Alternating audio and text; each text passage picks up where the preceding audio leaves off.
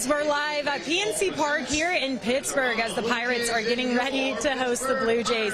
A lot of Manoah fans out here today. Alek Manoah, the former WVU pitcher, will be starting tonight for Toronto. Tony's about to take the stage right now, actually, and give some insight on the 2022 Mountaineers, which everybody is really excited for. There's been so many moving parts in this offseason, so a lot of question marks going into the fall, and hopefully the voice of the Mountaineers can answer those questions. WVU had all the momentum in that fourth quarter, and Pitt kind of came out of nowhere. JT threw that pick, and it just went through the hands of Bryce Ford-Wheaton. And see, I tweeted it out. He had this amazing touchdown catch in the end zone right here, and I tweeted out, there's no way he's losing this game. He's a third-generation player. His dad, his grandfather, both played in the backyard brawl. He was not going to lose this game.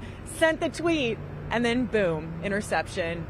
Pitt wins the game 38-31. This team went in to South Bend, Indiana as a 20-point underdog and defeated the number 8 team in the country on their home turf. So safe to say we're all still smiling, and this will carry on for the next couple days. All day today, it has just been incredible. This program has been through so much over the last few years. They went through COVID, then a coaching change, injuries, the transfer portal, the NIL stuff, a conference change. So much has happened to this Marshall football program, and yet these guys have stayed the course, have bought into what Coach Huff has been saying for the past 2 years, and here they are ending their season on a 5-game win streak for the first time since 2002 and a Myrtle Bowl victory. I'm going to step out of the way. The guys are actually loading up right now on the buses. Now, as we speak, Logan and Shady Spring are going head-to-head. Now, Logan just hit a 2-run bomb at the bottom of the fourth to go up 4-1. I have a question for you guys. Did you know that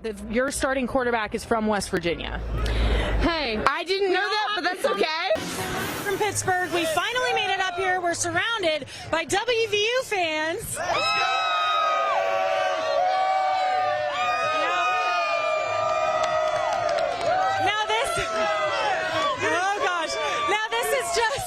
This is just a small amount of the Mountaineer fans that made it out here today. Everybody just super excited for this game. Now, as you guys mentioned, this has been 11 years in the making. The last time these guys went head-to-head, it was back in 2011, and WVU walked away with a 1-point win. A cool story, too. So TJ Watt, actually, when he broke the all-time sack record, he ran off the sideline and hugged Kyle. Yeah, so we have that video, too. He's very close with the players and stuff. You guys will want to see it. As you can see behind me, check it out. St. Vincent, that's where we are. I'm going to have my photographer go over this way, show you guys the digs a little bit.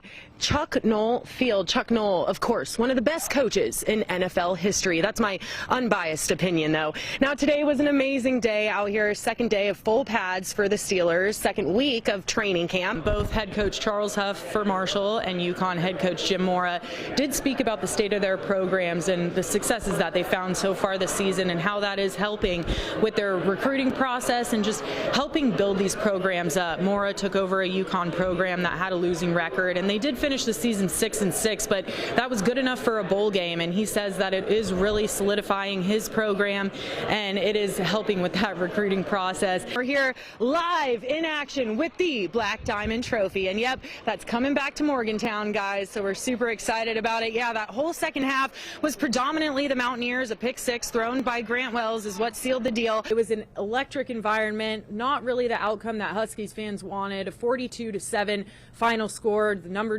2 team in the state taking down Hoover. That's your final. But as Joey Fields said, the score didn't really depict what went on in this game. So let's hit those highlights. This week's word of the week is red zone. Can you tell me what the red zone is? No clue what the red zone is. Out of bounds, maybe? No. What about you? I have no idea. You guys play football. You don't know what the red zone is? I'm the lineman. I have no idea. Can you tell me what a horse collar is? I'm not that smart. Whenever someone is running really weird, kind of like a horse. Back or nickel. Do you know what that is? Quarterback? A nickel's like 5 cents. I know it's a band. I don't really know about football term. Maybe my friend there knows. What do you think, Zach? What's nickelback mean in football terms? I have no idea. West Virginia native and University of Charleston grad Blaine Stewart is making a name for himself in Pittsburgh on the coaching staff for the Steelers. We caught up with Blaine at training camp to see how things are going and how his West Virginia roots helped prepare him to have success in the pros. six, hit the six, hit the six.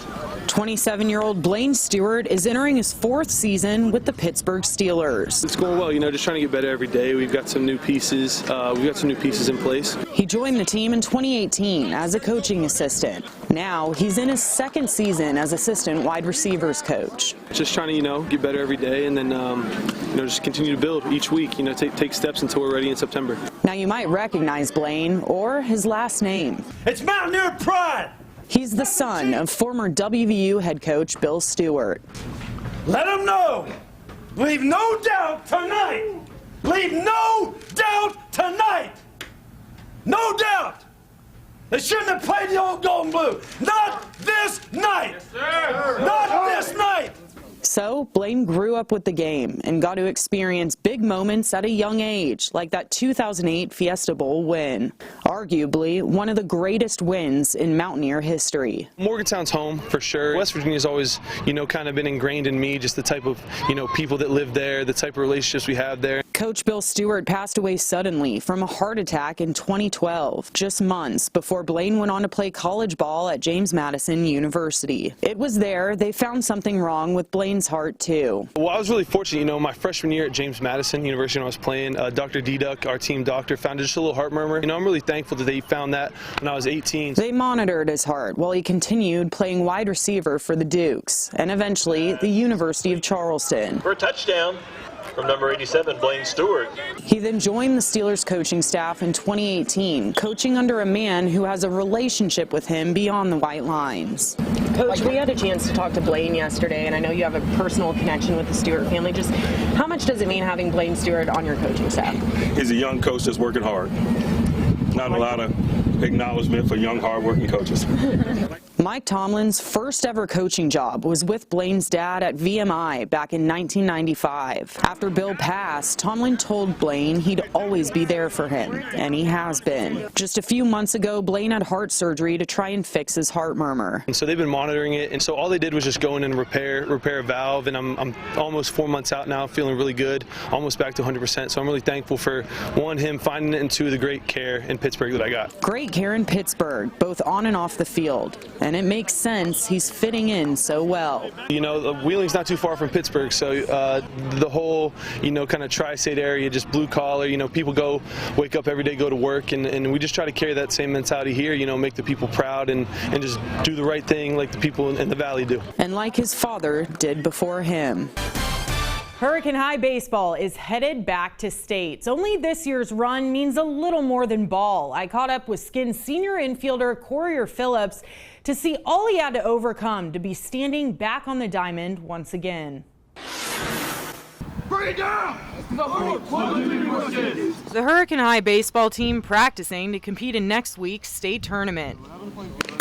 The Skins are extra hungry for a state championship this year after coming so close last season and falling to Bridgeport in the title game. But for one senior infielder, just getting to this point where he's back on the field playing again with his brothers is a huge accomplishment. I think Mom cried a little bit. It was April of 2020. The world shut down and high school students across the state were sent home. We would just ride side-by-sides all day and hunt, hang out. Phillips and some friends were riding side-by-sides on his family's property in Kentucky when he took a turn too fast. We rolled it probably 7 or 8 times, and my seat actually came and flew out, and then I guess my legs kind of went out the window, so side-by-side rolled over top of them. His family called 911 and he was transported to a hospital in Kentucky. They took me to a hospital that was in the middle of nowhere in Kentucky, and they really didn't know, the doctors there was kind of they were kind of overwhelmed and couldn't do anything about it. So we called Cabell, and then I had to take an ambulance 3 hours to Cabell, and then I got there 3 or 4 o'clock in the morning. He went into surgery immediately. I decided on doing a complete metal rod in my left leg, so it runs from my knee all the way down to my ankle, and then it's bolted in a few places. And then the right one, the bone was out, and it was probably in 5 or 6 pieces. The news of his injury spread quickly throughout the community, to his friends and to his coaches. I remember where I was, and you get that text, and then obviously to find out how bad it was. Phillips spent a week in the hospital. After he was discharged, he had to use a wheelchair for about 5 weeks before starting rehab. Like true Courier fashion, he just kind of did it with a smile and kept grinding. Courier worked hard so he could play in the 2021 season. His parents were saying, hey, he's a tough one to say, hey, you're going to have to sit today out. And he certainly has been. He sat out a few games to give his legs a break here and there until the postseason. And then we went to sectionals, and I was like, all right, I'm going to play like full out all the way through playoffs and like not sit games out. He fought through the pain and competed in that state championship game against Bridgeport. After the loss, he took the summer to rest to make sure he could come back 100% for his senior season and finish it with his guys. This team's like all the kids I've grown up with forever. I mean, we played since Little League. So I think it's been more for like trying to like win one with them and go out on that note. A high schooler faced with a debilitating injury fights through it while leaning on his own drive and the community support around him. Courier's story is such a unique one, and it's certainly about perseverance, and it's been fun to watch him be able to get back and do his thing.